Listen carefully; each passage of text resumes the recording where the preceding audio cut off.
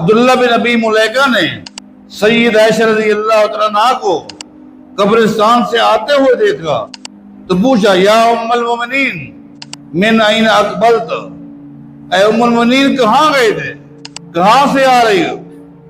کہا من قبر ابی، من قبر اخی، من قبر اخی عبد الرحمن، میں اپنے بھائی عبد الرحمن کی قبر پہ گئی تھی، میں اپنے بھائی عبد الرحمن بن ابی بکر کی قبر پہ گئی تھی دعا کرنے کے لیے۔ عبداللہ بن ابی ملیکہ نے پوچھا کیا نبی علیہ السلام نے منع نہیں کیا تھا؟ تو سید عائشہ نے کیا جواب دیا؟ فرمایا ثم امر بزیارتها، شروع میں نبی علیہ السلام نے منع کیا تھا، ثم امر بزیارتها، پھر قبرستان جانے کا اللہ کے نبی نے خود حکم دیا۔ اس سے واضح ہوا کہ ممانعت جو تھی شروع میں تھی مردوں کے لیے، عورتوں کے لیے، اس کے بعد حکم آ گیا جانے کا مردوں کے لیے بھی عورتوں کے لیے بھی۔